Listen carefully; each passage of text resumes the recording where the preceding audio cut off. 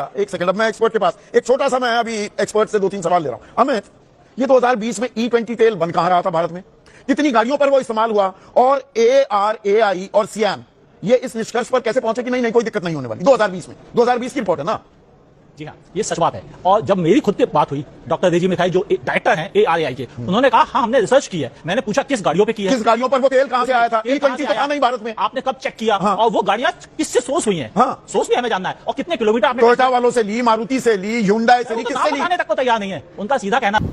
दोस्तों, इस वीडियो के माध्यम से आप लोगों को समझाना चाह रहा हूं कि देश में जो घोटाला चल रहा है, अभी पेट्रोल को लेके इतना बड़ा घोटाला हो रहा है, इतने बड़े लेवल पे हो रहा है, और भारत सरकार जो है आंख पे पट्टी बांध के बैठी हुई अपनी दोस्ती निभा रही। नितिन गडकरी जो है सारे फैसले लिए जा रहे हैं, और जो है इसमें जनता का नुकसान हो रहा है, गाड़ियां खराब हो रही। E20 बना कब प्रयोग किया गया, कौन सी गाड़ी पे प्रयोग किया गया, कौन सी किस कंपनी की गाड़ी थी, उस पर भारत सरकार जो है अभी कोई जवाब देने को तैयार नहीं। आखिर मुझे एक चीज ये बताइए, जब भारत की जनता इस बात से सहमत नहीं है तो सिर्फ ये 3-4 आदमी डिसीजन लिए जा रहे हैं और सब लोग चुपचाप बैठे हुए हैं। इंडिया में इतने IAS IPS हैं, इतने जज हैं, इतने अधिकारी हैं, इतने बड़े लेवल पे संस्थाएं हैं, पक्ष विपक्ष दोनों हैं। क्या कोई भी ऐसा आदमी नहीं है जो डट के खड़ा हो जाए, इस चीज का विरोध करते? क्या ये नेता जो सरकार में बैठे हुए हैं ये अपनी मनमानी इसी तरह से चलाते रहेंगे और भारत को नोच के खाते रहेंगे? आखिर गडकरी अपने बेटे की कंपनी चलाने में पूरे भारत का नाश क्यों हो रहा है? इस इतने बड़े लेवल पे घोटाले, नीट के पेपर लीक हो चुके हैं, पेपर किसी भी परीक्षा का पेपर उसी दिन लीक हो जाता है, उस पर भारत सरकार जो है जवाब देने की वजह से ये प्रोपोगंडा फैलाया, इस प्रोपोगंडा में पूरे भारत को उलझा दिया। अब सोचो आप, अभी तो E20 आया, अब गडकरी साहब कह रहे हैं कि E100 वाली फाइल पे भी इन्होंने साइन कर दिया। तुम्हारे पिताजी की सरकार है, तुम्हारे पिताजी की सरकार है, हा? जो करते रहोगे, सरकार बनाई जाती है जनता के लिए, देश के लिए, तुम्हारे घर के लिए नहीं। तुम सरकार में बैठे हो, इसका मतलब ये थोड़ी नहीं कि तुम जो भी डिसीजन लोगे और वो डिसीजन मान्य होगा। सरकार को लूटते रहोगे और सरकार जो है जनता को खोखला कर देगी। हाँ? तुम कहते हो कि भाई भारत जो है, अब ये बताओ कि पेट्रोल के दाम हर देश में सस्ते हो गए। तुम्हारे यहाँ पेट्रोल 170 रुपए लीटर, प्योर पेट्रोल की बात करूँ, और वो भी अवेलेबल नहीं है। सबसे बड़ी बात यह है, जो पेट्रोल हमें 107, 105, 100 रुपए, 102 रुपए में मिल रहा था, वो पेट्रोल अब 170, 180 रुपए लीटर है।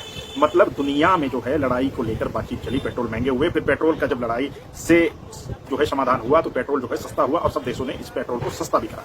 लेकिन भारत में पेट्रोल सस्ता करने की बजाय पेट्रोल के रेट जो है कम से कम 60-65 रुपए पर लीटर बढ़ा दिए। 60-65 रुपए पर लीटर, मतलब कि आप लगा लो कि लगभग 60 से 65% पेट्रोल के रेट जो है और बढ़ा दिए। और हमारे देश के जज, नेता, पक्ष विपक्ष, पढ़े लिखे IAS IPS सब चुपचाप बैठे हैं, नेताजी की हाँ जी करके बैठे हुए हैं। कोर्ट बने हैं जज उनके, ठीक है, इलेक्शन कमीशन उनका। अरे मोदी जी, कुछ तो शर्म कर लो। जनता का पैसा लूटते जा रहे हो अपनी दोस्ती निभाने के लिए, सिर्फ अपनी पार्टी के नेताओं को घर भरते जा रहे हो। ये करप्शन नहीं तो क्या? राम मंदिर में चोरी हुई, मोदी जी का अभी तक कोई बयान नहीं आया। आखिर किसने चुराया? क्या वो पैसा मोदी जी आपने इलेक्शन में यूज किया, बंगाल वाले इलेक्शन में?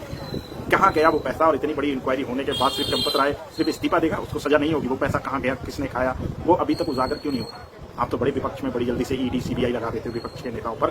तो अपने चंपत राय से ये पूछो कि इतना मोटा पैसा, इतना मोटा सोना चांदी कहाँ चला गया? आप देखो दोस्तों, मैं आपको बता देता हूँ, ये सारा कार्य जो है भारत सरकार के अंदर में हो रहा है। सरकार को मालूम है वो पैसा किस पार्टी के पास है, किस नेता के पास है, और वो पैसा कहाँ यूज हुआ, कहाँ नहीं यूज हुआ, ये बताओ। आखिर कब तक इसी तरह से लूट चलती रहेगी? अंधेर नगरी चौपट राजा, टके शेर भाजी, टके शेर खाजा।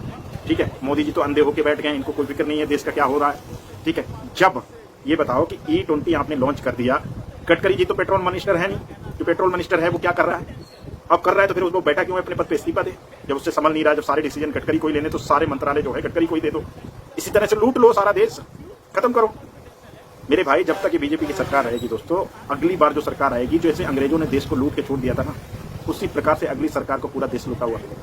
सब तो ये बेचते जा रहे हैं, जितनी सरकारी कंपनियां हैं सब बेच डाली, जितनी सरकारी संस्थाएं सब बेच डाली, सब कुछ बेचते जा रहे हैं, अपनी मनमानी चलाते जा रहे हैं। किसी का बेटा BCCI का अध्यक्ष बन के बैठा है तो कोई स्वास्थ्य मंत्री बन जाता है जिसको सीधा खड़ा नहीं होया जाता।